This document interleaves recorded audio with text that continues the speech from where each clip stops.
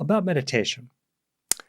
Uh, I've been in situations often where we'd walk into the hall, the practice leader or the teacher would ring the bell, and 45 minutes later they'd ring it again, and that was that. And there's a place for that. There really is a place for that. In this situation, especially since it's online, I've taken the decision to offer more guidance. And one reason I do that has to do with a fundamental understanding in our own neuropsychology that in the traditional saying, the mind takes its shape from what it rests upon. The neurological update would be that the brain, literally in our body, takes its shape from what our mind repeatedly rests upon. So it seems kind of obvious that it's helpful to rest our mind upon qualities of being, ways of being, feelings, intentions, perspectives that are actually helpful.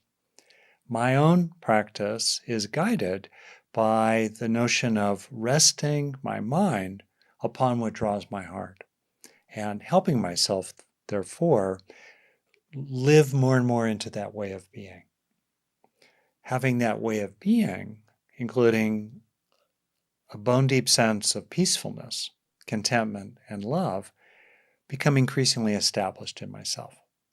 So that's why I tend to guide meditations with periodic suggestions that I apologize in advance for disrupting your peace of mind. And I recognize that that can happen without a doubt. And also, I hope you can understand why I'm interested as a teacher in going after certain ways of being that might be out of reach at first, but that increasingly become in reach, so that more and more these qualities mingle together and are blended together in what it's like to be you, even as you deal with the difficulties of life. So that's why I give the meditation instructions that I do. And also, please know that on your own, or maybe with other teachers in other situations, you can find ways, certainly, to meditate in silence. And one of the simplest ways in our Wednesday gatherings is just mute me. That's what my wife would like to do from time to time, no doubt. Just mute me. And then suddenly you're meditating in silence. Okay. Okay, great. I appreciate the feedback that comes in. It's a balance here. A technical detail, in some meditations, it's useful to pick a single object of attention. The sensations of breathing at the upper lip, let's say, or a word like, kindness or gratitude or a feeling of gratitude. Great. And that's a great way to meditate for the full 35 or 45 minutes. Single focus, no problem. Over the course of these meditations, partly because I'm going after the felt sense, the embodied sense of certain important ways of being, ways of feeling, I might move through more than one object of attention over the course of the meditation. And if all that gets too complicated, it's super okay to just come back to home base, a basic feeling of your body in the present with, while letting go of stress and disengaging from what's passing through awareness so that you're simply present increasingly as awareness here and now. I mean, that's the base practice. So it's really okay to go back there if, for whatever reason, you want to do that. Okay.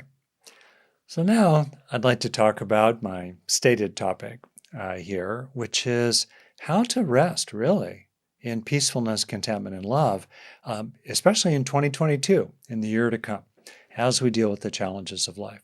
And to get into this topic, I'm going to start with a bit of a history of Buddhism, basic Buddhism, Buddhism 101. And fear not, I will get to the good news, including a lot of practical suggestions. So, roughly 2,500 years ago, a young man, probably about age 29, maybe not so young actually, just walked away and left his infant son and wife and family and went forth into homelessness as a wandering ascetic meditator. And we can judge from the perspective of the 21st century the goodness or badness of the choices he made. In any case, he did make those choices in the culture of his time, and for probably roughly 7 years, wandered northern India, engaged in extreme ascetic practices, culminating in a kind of turning away from the extremes of practice, soon followed by his own awakening. We don't know exactly what happened. The surviving written records are several centuries older than the time in which the Buddha himself